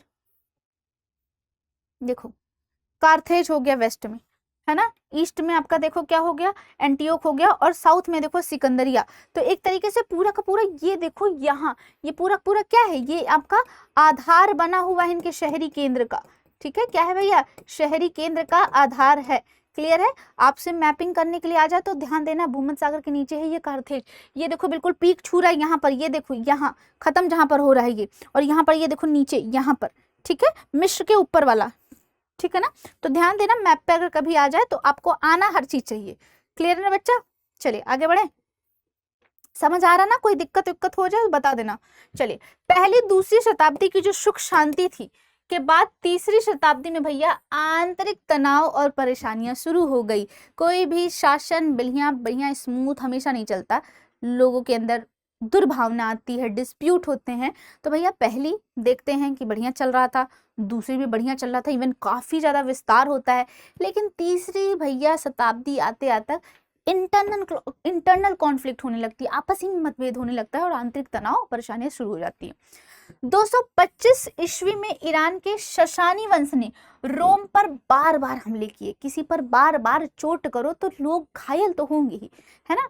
तो भैया क्या हुआ, शशानी वंश एक आता है और भैया ये बार बार हमला कर देता है रोम पर, और ऐसे में बार बार हमले किए और 15 साल में फरात नदी तक फैल गया।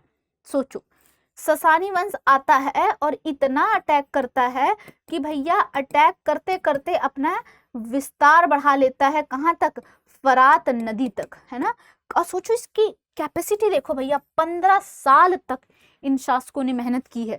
कहाँ तक भैया, 15 साल में फरात नदी तक अपना क्या कर लेता है, विस्तार कर लेता है। ये बड़ी बात है। ठीक है, ठीक है, चलो यहाँ पर देखती हूँ मैप है क्या, कोई नहीं है, हमको वापस वहीं चलना पड़ेगा शशानी वंश के लिए। पता नहीं क्यों मैप लगाया नहीं मैंने यहाँ पे, कहाँ गया मैप। शशानी वंश दिख रहा है आपको, नहीं दिख रहा है, चलो कोई नहीं, वापस चलते हैं, सिसली पढ़ा देंगे आगे।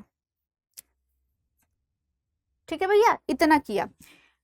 उसके बाद क्या हुआ, ईरान के जो राजा थे शाहपुर प्रथम। अब देखो ईरान और रोम के बीच में तो पहले ही से तनातनी चलती थी कि भैया हम आधा लेंगे तुम लोगे, हम ज्यादा लेंगे कम लेंगे। ईरान को भी मौका मिल गया। ईरान का एक राजा आता है शाहपुर प्रथम ने दावा किया कि उसने 60,000 रोमन सैनिकों को मार गिराया है। मतलब वो कहता है कि भैया हमने इतना ज्यादा विस्तार अपना किया, रोमन साम्राज्य को इतना खोखला कर दिया कि उनके 60,000 सैनिकों मार दिया। कम थोड़ी होते 60,000 भैया, 60,000 सैनिकों। और रोम की पूर्वी राजधानी एंटियोक पर कब्जा कर लिया। एंटियोक मैंने आपको दिखाया था ना, तो भैया इसने क्या किया, एंटियोक पर पहले तो कब्जा कर लिया, 60,000 सैनिकों को मार दिया, ठीक है। और भैया 15 सालों में फरात नदी तक फैल गया आपका, ठीक है ना। तो ये आपको ध्यान देना है, क्लियर है ना।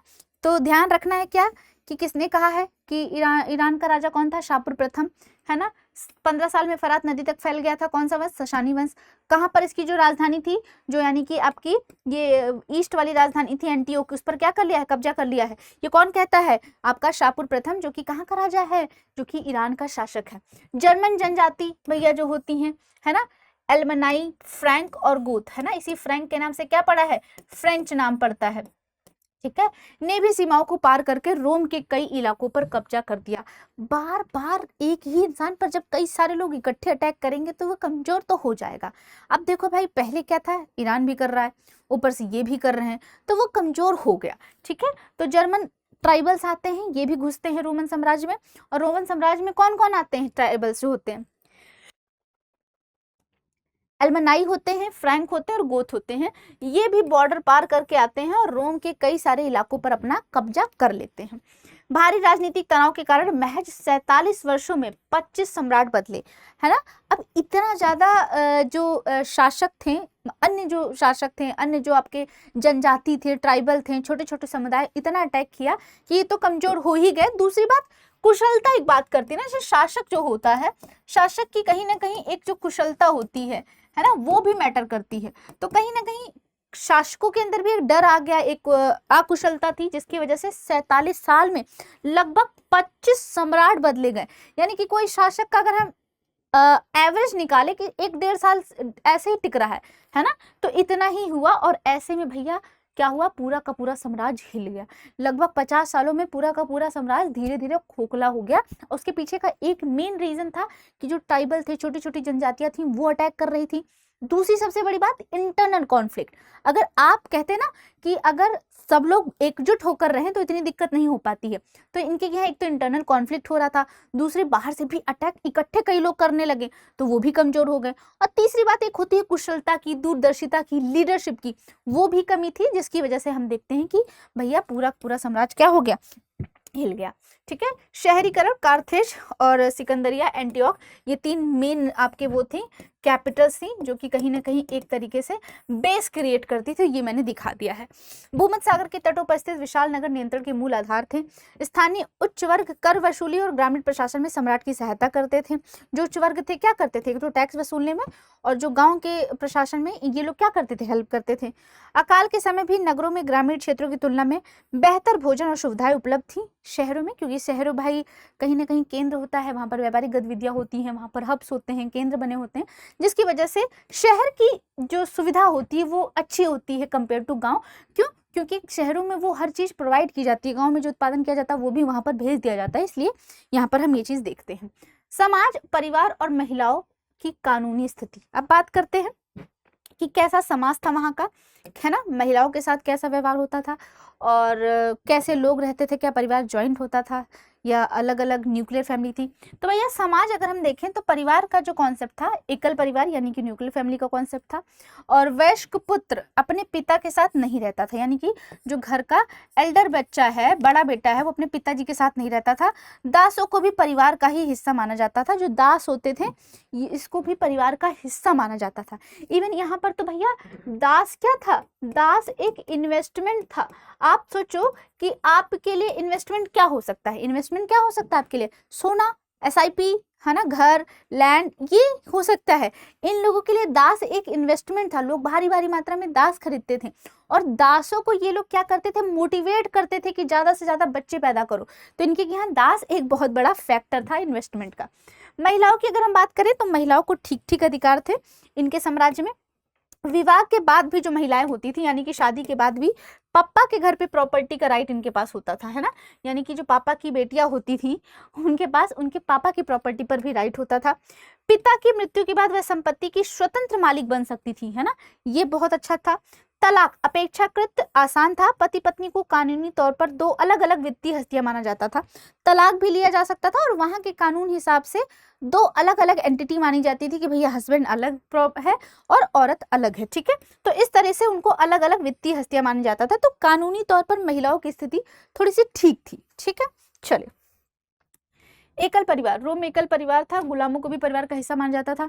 अच्छा हाँ, विवाह के बाद भी शादी की उम्र की अगर बात करें तो पुरुषों की जो शादी की उम्र होती थी वो लगभग 28 से 32 वर्ष और महिलाओं की 16 से 23 वर्ष के बीच होती थी, है ना। तो 28 से 32 वर्ष होती थी, महिलाओं की 16 से 23 वर्ष की उम्र होती थी, ये भी ध्यान रखना है। शादी की अवधि के दौरान महिला का दहेज उसके पति के पास ही रहता था, जो दहेज दिया जाता था वो रहता था। उत्तराधिकारी, महिला पिता के मुख्य उत्तराधिकारी होती थी और उनकी मृत्यु के बाद वह संपत्ति की मालिक बन जाती थी। घरेलू स्थिति की अगर बात करें तो महिलाओं पर उनके पति अक्सर हावी रहते थे और पुरुषों द्वारा उनके साथ मारपीट की जाती थी, ऐसा हमें एक जिक्र भी मिलता है, आगे हम देखेंगे कि महिलाओं की जो डोमेस्टिक वायलेंस उनके साथ होता था, मारपीट वगैरह हुआ करती थी। घरेलू स्थिति के विपरीत रोम की महिलाओं को संपत्ति का अधिकार ठीक ठीक था, मालिकाना हक था, संचालन के लिए व्यापक कानूनी अधिकार थे, पर डोमेस्टिक वायलेंस होता था। तलाक भी आसान था, है ना, पति और पत्नी किसी भी एक तरफ से तलाक लेना वो था, आसान था। रोम में लोगों के पास ठीक ठीक नॉलेज थी, यानी कि एजुकेशन और लिटरेसी जो थी वहां पर ठीक थी। रोजमर्रा का काम चलाने भर की व्यवहारिक साक्षरता मौजूद थी, यानी कि ठीक ठीक ऐसा था, बहुत गवार अनपढ़ नहीं थे, हाँ हल्की मतलब एक बैलेंस्ड अप वो वहां की लिटरेसी थी, है ना।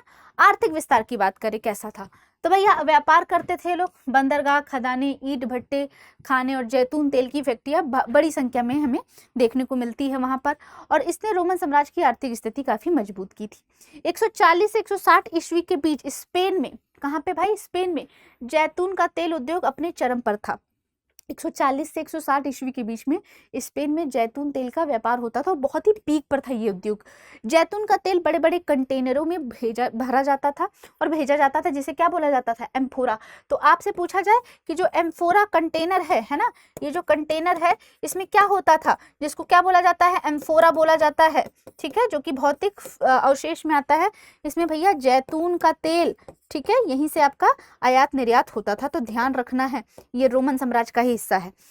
स्पेन और इटली के तेल उत्पादकों के बीच प्रतिस्पर्धा रहती थी, क्योंकि ये भी तेल दिया करते थे, ये भी दिया करते थे, और ऐसे में इन लोगों के बीच में कंपटीशन हुआ करता था। क्लियर है।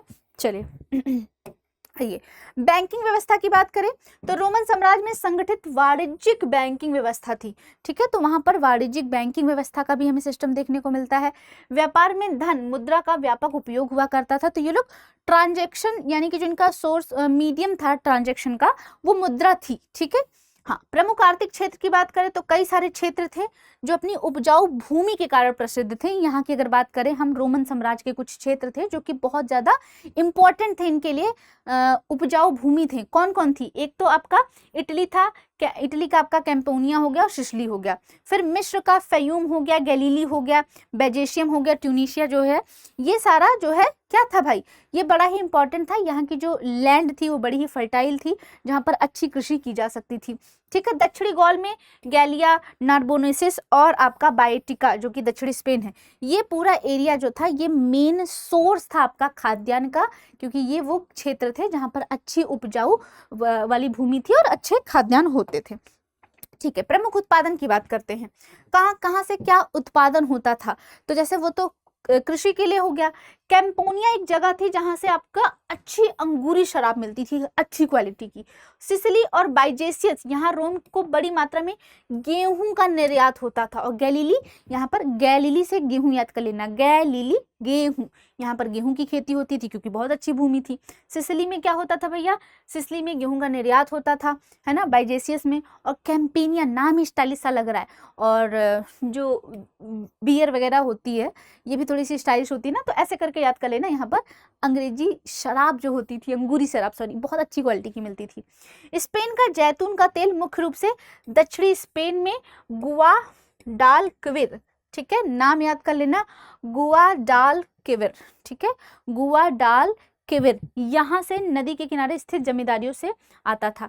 तो भैया जो स्पेन का जैतून का तेल था जो कि एम्फोरा नाम के एक पात्र में आता था, है ना, कहाँ से आता था, स्पेशली वो आपका जो साउथ का स्पेन था उसका एक जगह है ना, क्या था उसका नाम, गुआडालक्विर, जो कि नदी के किनारे स्थित जमींदार था, जमींदारी वाला स्थान था, वहां से आता था। तो ये भी स्पेसिफिक चीजें हैं, कुछ जैसे अब नाम स्पेसिफिक कर दिया है तो याद कर लेना है आपको। ओके जी, चलिए। आर्थिक विस्तार एक उन्नत, तो ये सारी मैंने बता ही दिया कि आधार क्या था भैया, बंदरगाह थे, ये था जल शक्ति क्या था, भूमध्य सागर के आसपास का जितना भी एरिया था जिसे पानी की चक्कियों और व्यापारिक औद्योगिक उपयोग था। खनन स्पेन की सोने और चांदी की खदानों में जल शक्ति से खुदाई और जिससे उत्पादन के ऐसे स्तर छुए जो कि 19वीं सदी तक दोबारा नहीं देखा गया। तो भैया हमने देखा कि खनन कार्य भी होता था जहाँ पर सोने और चांदी की खदानें उपलब्ध थी, ये भी ध्यान देना है। औद्योगिक क्षेत्र की बात करें तो स्पेन की सोने और चांदी की खानों में जल शक्ति से खुदाई की जाती थी। किससे की जाती थी भाई, वाटर पावर से खुदाई करवाई जाती थी। खनन का जो प्रोसेस था, पहली और दूसरी शताब्दी में इन खानों से बड़े पैमाने पर क्या निकलते थे, मिनरल्स निकलते थे, खनिज निकलते थे। कब, तो भैया पहली और दूसरी शताब्दी में। हम देखते हैं कि पहली और दूसरी शताब्दी में क्या था, बड़ा ही अच्छा आपका शासक था। तीसरी में तो संकट काल ही आ गया था, इंटरनल ही कॉन्फ्लिक्ट होने लगी थी। दास्ता और श्रमिक नियंत्रण, ये क्या था भाई, दास्ता जैसे मैंने कहा कि फैमिली का हिस्सा माना जाता था दासों का, तो दास के बारे में थोड़ा विस्तार से पढ़ते हैं। तो भैया प्रारंभिक काल की निर्भरता क्या थी, तो ऑगस्टस के शासन काल में इटली की 75 लाख आबादी में, भैया सोचो 75 लाख टोटल है ना, टोटल है 75 लाख, उसमें से 30 लाख सिर्फ आपके क्या थे, दास होते थे। तो सोचो कितनी भारी मात्रा में दास होते थे, है ना। दासों को क्या माना जाता था, पूंजी निवेश, मैंने कहा ना ये इन्वेस्टमेंट माने जाते थे, ठीक है। शांति का प्रभाव, पहली शताब्दी में शांति स्थापना के बाद युद्ध बंद हुए और दासों की आपूर्ति घटी। भैया पहली जो आपकी शताब्दी थी उसमें शांति स्थापना थी, उसके बाद धीरे धीरे क्या हुआ, युद्ध बंद होने लगे और दासों की जो जरूरत थी वो धीरे धीरे कम होने लगी। आर्थिक बदलाव, दासों की कमी के कारण दास प्रजनन और स्वतंत्र वेतनभोगी मजदूरों का उपयोग बढ़ा जो अक्सर दासों से सस्ते पड़ते थे। दासों की कमी होने लगी जिसकी वजह से क्या कहा गया कि उनको मोटिवेट किया गया कि भाई ज़्यादा से ज़्यादा बच्चे पैदा करें जिससे ज़्यादा से ज़्यादा दास मिले। इसके अलावा क्या हुआ कि अब इन लोगों ने एक नया कार्य स्टार्ट कर दिया था कि स्वतंत्र वेतनभोगी, मतलब सैलरी देकर करके मजदूरों को क्या करते थे, हायर करते थे, जैसे कि अपने काम करा सके। उसमें इनका फ़ायदा ये था कि क्योंकि भाई दास कई बार इनको महंगे पड़ जाते थे क्योंकि उसे परिवार का हिस्सा समझते थे, तो उनकी शादी करना, बच्चे देखना, उनका पूरा खर्चा देखना, उनकी हेल्थ देखना, हर तरीके की चीज़ करनी पड़ती थी। और उसके कंपेयर में जैसे किसी काम के लिए किसी को हायर किया तो वो सस्ता भी मिल जाता था, काम भी हो जाता था, तो वो स्वतंत्र भी रहता था, वो इनके कंट्रोल भी नहीं रहता था। तो भैया एक चीज़ तो ये भी है कि सस्ता तो मिल जा रहा पर तुम्हारे कहने से करेगा नहीं, जितना काम जैसे आजकल के जंजी बच्चे हैं उसी टाइप के वो रहते थे, ठीक है। तो ये हमने देखा। रोमन साम्राज्य में श्रमिकों पर नियंत्रण तो बड़े पैमाने पर प्रचलित थी, ये बता ही दिया है ना। उच्च वर्ग के लोग दासों के साथ कठोर व्यवहार करते थे जबकि सामान्य लोग उनके साथ सहानुभूति रखते थे, सिंपैथी रखते थे। दासों की कमी होने के बाद उनको प्रजनन के लिए बढ़ावा देने के लिए मोटिवेट किया गया। दासों को कार्य नियमित निरीक्षण किया जाता था ताकि वो काम चोरी ना कर सके। जो दास होते थे भाई उनको हायर किया जाता था तो उनको देखा जाता था कि भैया ये कोई वो ना कर सके, है ना, क्या कर सके, ये किसी प्रकार की कहीं ना कहीं काम चोरी ना कर सके, उन पर ध्यान दिया जाता था, ठीक है जी। तो ये भी हमने देखा कि किस तरह से ये लोग दासों को रखते तो थे पर प्रॉपर उन पर एक निगरानी रखी जाती थी कि वो किसी तरह के चोरी बेगारी ये सब ना कर सकें, क्योंकि भैया उनका पूरा का पूरा खर्चा उठा रहे हैं तो कौन सोचेगा कि भैया वो चोरी बेगारी करें, ठीक है ना। तो ये देखते हैं, है ना। तो भैया यहाँ पर कुछ कुछ चीज़ें छूट गई हैं, यहाँ पर ये पूरा गायब ही हो गया है, तो चलो लिख लेते हैं क्या क्या है भैया। सबसे पहले तो ये देख लेते हैं, सेनेटर, तो भैया आपका है सेनेटर है, अश्वारोही है ना, उच्च वर्ग है,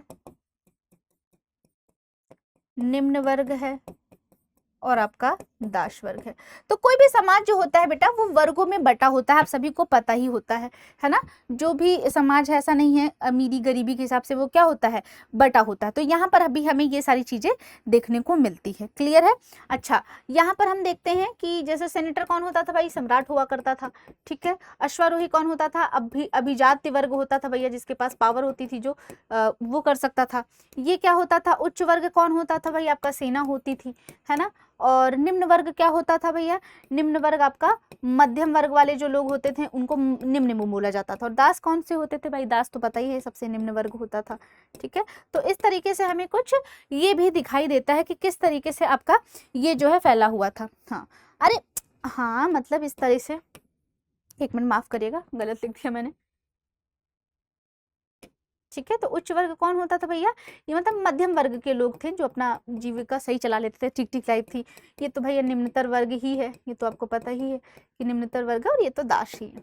क्लियर है, तो इस तरह का रोमन साम्राज्य में सामाजिक विभाजन है, हर समाज में देखने को मिलता है, अमीर गरीब हर चीज, तो यहाँ पर भी हमें वो चीज देखने को मिलती है।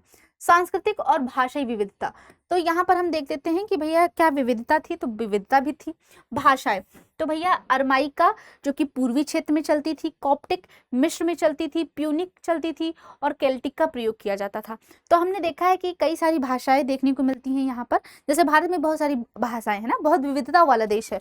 मराठी भी बोली जाती, तेलुगु भी बोली जाती, कन्नड़ भी बोली जाती, हिंदी भी बोली जाती, भोजपुरी भी बोली जाती, अवधी भी बोली जाती। उसी तरह से यहाँ पे जो पूर्व वाला क्षेत्र था, ये वाला क्षेत्र था जो था, यहाँ पर अरामाइक बोली जाती थी। क्या बोली जाती थी, अरमाइक बोला जाता था। मिस्र वाला जो क्षेत्र था, यहाँ पर मिस्र वाला जो एरिया था, वहां पर क्या बोला जाता था, कॉप्टिक बोला जाता था, प्यूनिक और केल्टिक का प्रयोग किया जाता था। प्रशासनिक भाषा क्या थी, इन सब के बावजूद एक आपकी ऑफिशियल भाषा होती है, तो ऑफिशियल भाषा क्या थी भैया, तो ऑफिशियल भाषा क्या थी, लैटिन थी। क्या थी भैया, आपकी लैटिन यानी कि लातिनी थी, जो कि वेस्ट और यूनानी पूर्व का प्रयोग किया जाता था। तो पश्चिम में लैटिन और पूर्व में किसका प्रयोग किया जाता था, तो भैया यहाँ पर आपका लैटिन का प्रयोग किया जाता था ऑफिशियल कार्य के लिए। किसके लिए भैया, ऑफिशियल कार्य के लिए। और यहाँ ईस्ट में किसका यूज किया जाता था, यूनानी का। तो दो भाषा आपने देखी जो कि ऑफिशियल कार्य के लिए यूज की जाती थी। धार्मिक परिवेश की बात करें तो बहुत देवतावाद का व्यापक प्रभाव था, साथ ही यहूदी धर्म की उपस्थिति भी थी। तो यहाँ पर बहुत सारे देवताओं का कॉन्सेप्ट था, लेकिन यहूदी धर्म भी यहाँ पर एग्जिस्ट करता था। ठीक, चलो सामाजिक पदानुक्रम, तो कुलीन वर्ग था, मध्यम वर्ग था, निम्नतर वर्ग था, दास था, और आपका क्या था, एक हमने बताया सेनेटर यानी कि क्या है आपका शासक। तो ये तो हमने देख ही लिया है। सेनेटर और अश्वारोही वर्ग परवर्ती काल में दोनों मिलकर एक विस्तृत और धनवान कुलीन वर्ग बन गए बाद में, है ना। तो ये एक ही हो गए सेनेटर और अश्वारोही, जो कि कब बने, ये परवर्ती काल में बने। मध्यम वर्ग कौन था, जो नौकरशाही सेना के अधिकारी और समृद्ध हैं, है ना, ये हो गए। निम्नतर जो ग्रामीण हैं, श्रमिक हैं, प्रवासी हैं, कामगार हैं। दास जो सबसे निचले स्तर पर लेकिन साम्राज्य की अर्थव्यवस्था के लिए बड़े ही जरूरी थे, तो ये थे।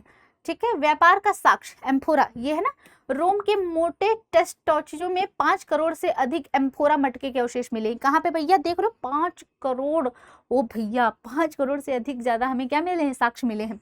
इसमें क्या भरा जाता था भाई, इन जो आपके ये पात्र होते थे, शराब, जैतून का तेल, जितने भी लिक्विड आपके जो पदार्थ होते थे वो सारे भरे जाते थे, किसमें, इन एम्फोरा नाम के मटकों में। ठीक है, पुरातत्वविद इन टुकड़ों को जोड़ते हैं और प्राचीन व्यापारिक मार्ग, व्यापार उत्पादन केंद्र और अर्थव्यवस्था के इंटरनेशनल स्वरूप, जैसे कि स्पेन हो गया, अफ्रीका, मिस्र से व्यापार का सटीक पता लगाते हैं। तो भाई जो भी पुरातत्वविद होते हैं, बड़ी समीक्षा करते हैं, बड़ा सर्वेक्षण करते हैं, तब जाकर किसी कंक्लूजन पे पहुंचते हैं। और बहुत कुछ करने के बाद, सब कुछ देखने के बाद एक रोड मैप निकाला, एक ट्रेस किया, तब पता चला कि भैया ये कहाँ कहाँ से आता था, क्योंकि वही सेम साक्ष्य वहां पर भी मिले, तब पता चलता है ना भैया। तो ये हम देखते हैं लगभग कितने भैया मिले हैं, तो 5 करोड़ से अधिक मिले हैं अवशेष। ठीक, तीसरी शताब्दी में ऐसा क्या हुआ था जो दिक्कत हो गई, यहाँ पर देखते हैं।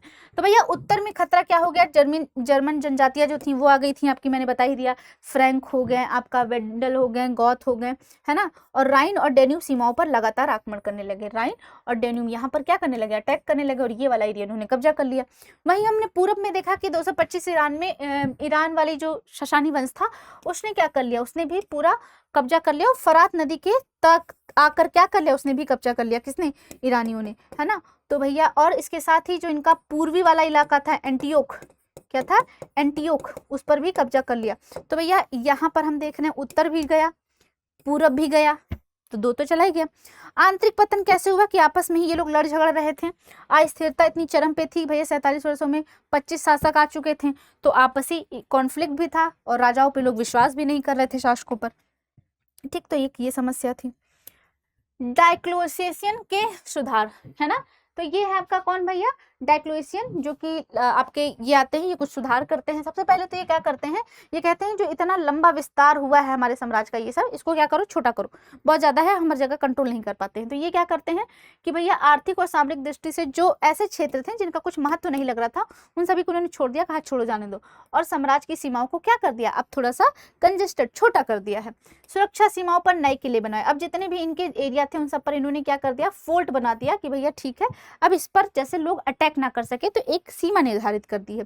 सत्ता का इन्होंने विभाजन कर दिया, असैनिक और सैनिक कार्यों को पूरी तरह से अलग कर दिया कि सैनिकों का क्या काम है और जो सैनिक नहीं उनका क्या काम है, डिवाइड कर दिया कि भैया सैनिक का इतना ही काम है, तुम्हें बस इतना ही करना है। ठीक है, सेनापतियों का उदय हुआ धीरे धीरे, और सेनापतियों को अधिक स्वायत्ता दी गई। मतलब अब धीरे धीरे इनके टाइम पर हम देखते हैं, डायक्लोसियन के टाइम पर, कि सेनापतियों का उदय होता है और इन्होंने क्या किया, उन्हें एक स्वायत्ता दे दी, एक पावर दे दी है, जिससे वे एक शक्तिशाली समूह बन जाते हैं। ठीक है, धीरे धीरे वो भी एक अभिजात्य वर्ग के रूप में उभरते हैं। कांस्टेंटाइन का स्वर्ण युग और नई राजधानी, अब जब ये आते हैं तो इनको बोला जाता है कि इनका जो एरा होता है वो अच्छा होता है। इनको क्या बोला जाता है कि इनका जो टाइम पीरियड है वो कैसा है, स्वर्णिम युग है। इनकी राजधानी, नई राजधानी, तो सॉलिडस 4.5 ग्राम शुद्ध सोने का एक नया सिक्का पेश करते हैं। पहले दिनारियस चलता था जिसमें 4.5 ग्राम का चांदी होता था, और ये क्या करते हैं, चांदी की कमी होने की वजह से तो कहते हैं कोई बात नहीं है, ये सोने का सिक्का चला देते हैं जिसका नाम क्या है, सॉलिडस। इसने मौद्रिक स्थिरता प्रदान की और रोमन साम्राज्य के पतन के बाद भी ये सिक्का चलता रहा। तो इसने क्या कर दी, कहीं ना कहीं एक जो मीडियम ऑफ वो था ट्रांजैक्शन, वो कहीं ना कहीं इसने जो अस्थिरता हो गई थी कि कैसे करें ट्रांजैक्शन, कैसे करें व्यापार करना, ये वो, तो उसके लिए इन्होंने एक स्थिरता लेकर आए। और ये जो सिक्का है ये हमें इनके साम्राज्य के पतन के बाद भी देखने को मिलता है। कुस्तुनतुनिया, बेंजाइटाइन में एक नई भव्य राजधानी का निर्माण किया। तो कुस्तुनतुनिया में एंटियोक को तो ईरानी जो शशानी वंश थे उन्होंने कब्जा कर लिया। जब ये आते हैं आपके कौन, कॉन्स्टेंटाइन आते हैं, तो ये कहते हैं कि भैया हम एक नई राजधानी बनाएंगे, और ये कुस्तुनतुनिया बेंजाइटाइन में एक बहुत सुंदर सी भव्य राजधानी का निर्माण करते हैं, और 3 तरफ ये किससे है, समुद्र से घिरा हुआ है। ठीक है, जो कि कहीं ना कहीं एक क्या कर रहा है, नेचुरल सिक्योरिटी भी दे रहा है। ठीक है ना, एक नेचुरल सिक्योरिटी दे रहा है। तो बड़े ही रणनीतिक तरीके से इन्होंने बनाया। नए कुलीन वर्ग और सीनेट का तेजी से विस्तार हुआ। अब इनके टाइम पर एक नया कुलीन वर्ग आता है, क्योंकि हमने देखा पीछे कि जो सेनापति है उसको एक स्वायत्ता दे दी गई है। अब इनके टाइम पे एक नया कुलीन वर्ग भी आता है और सीनेट की पावर थोड़ी सी और बढ़ जाती है। ठीक, चलो, परवर्ती पूरा काल, धर्म और शक्ति का परिवर्तन। इनके टाइम पर क्या होता है कि भैया ये जितना भी धर्म होता है इसका क्या कर देते हैं, ईसाईकरण कर देते हैं, यानी कि ये ईसाई धर्म को ही अपना क्या मान लेते हैं, राजकीय धर्म मान लेते हैं, कि अब जितना भी होगा क्या होगा, वो राजकीय धर्म होगा, है ना। पश्चिम वाला जो क्षेत्र है उसका विखंडन हो जाता है। 5वीं सदी में उत्तर से आए जो जर्मन समूह थे, है ना, उन्होंने पश्चिमी हिस्से को जीत कर अपना राज्य बना लिया था। हमने देखा कि उसी में भैया फ्रांस बन जाता है। ठीक है, तो ये वाला जो इलाका है ये कौन ले लेता है, जो जर्मन ट्राइबल्स थे, जो जर्मन समुदाय थे, वो हट जाता है, कट जाता है रोमन साम्राज्य से। पूरब की समृद्धि, पूर्वी भाग में जो बाइजेंटाइन था, है ना, जस्टिशियन के शासनकाल में अत्यंत समृद्ध था। तो आपका दूसरा शासक आता है बाइजेंटाइन, किसने बनवाया है राजधानी इस पे, तो ये आपका कॉन्स्टेंटाइन बनाते हैं। और इनके बाद जो शासक आता है आपका कौन, जस्टिनियन, उसके टाइम पर वो बहुत ज़्यादा, खूब ज़्यादा उसका अच्छे से समृद्धि हुई, काफ़ी ज़्यादा वहाँ पे प्रचुरता देखने को मिली। धीरे धीरे हम देखते हैं, क्योंकि भाई ईरान शासक भी आ गए, हमने देखा है कॉन्स्टेंटाइन पर हो गया फरात नदी के पार तक, यहाँ तक उन्होंने क्या कर लिया है, एंटियोक तक इन्होंने कब्जा कर ही लिया है, फरात नदी के इधर भी कब्जा कर लिया है। और धीरे धीरे हम देखते हैं कि रोमन साम्राज्य कमजोर पड़ ही चुका है। और 7वीं शताब्दी में, है ना, क्योंकि भैया यहाँ पर तो जो आपका वो है एंटियोक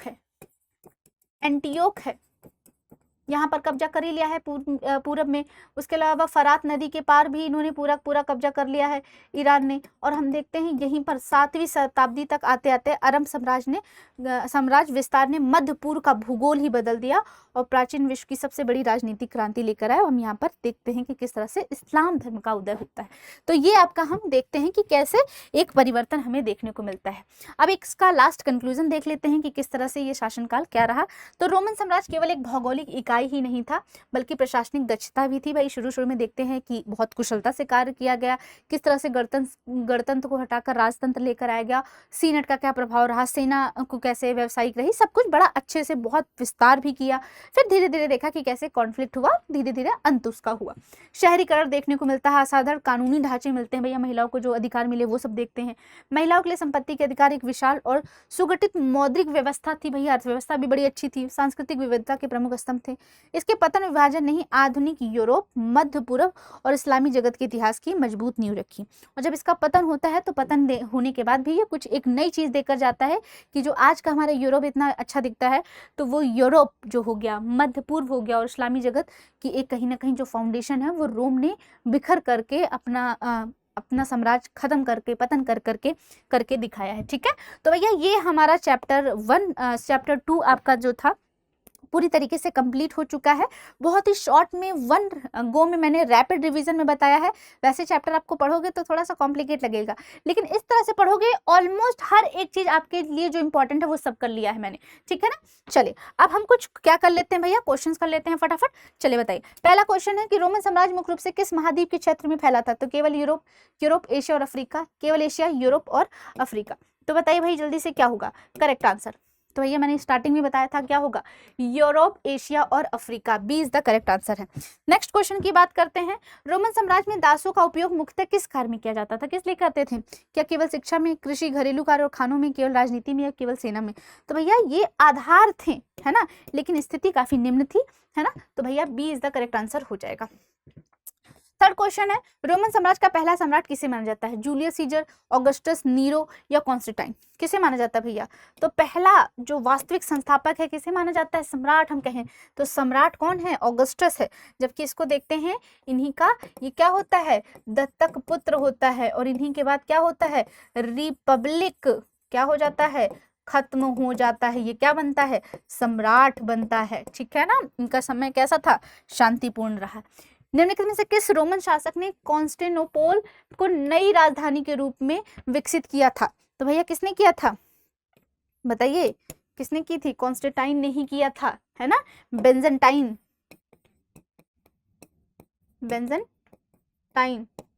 जो कि कुस्तुनतुनिया वाला है। ठीक है ना, चलो रोमन सम्राट में किसने ईसाई धर्म अपनाया था? ऑगस्टस ने, नीरो ने या कॉन्स्टेंटाइन ने? तो भैया किसने अपनाया था? कॉन्स्टेंटाइन ने ही क्या किया था कि पूरे ही राजकीय धर्म को क्या कर दिया था, ईसाईकरण कर दिया था। ओके, तो ये हमारा पूरा चैप्टर पहला कंप्लीट हो चुका है। आई होप आप लोगों को क्लास अच्छी लगी होगी। अगर लगेगी तो लाइक कर दीजिएगा, और नेक्स्ट चैप्टर आपको जल्दी ही इस चैनल पर मिल जाएगा। पहला चैप्टर ऑलरेडी अपलोडेड है, उसे जरूर देख लीजिएगा। आई होप क्लास अच्छी लगी। All the best, thank you so much. अब एग्जाम की तैयारी को और बेहतर करने के लिए हमारे चैनल को लाइक, शेयर और सब्सक्राइब करना ना भूलें।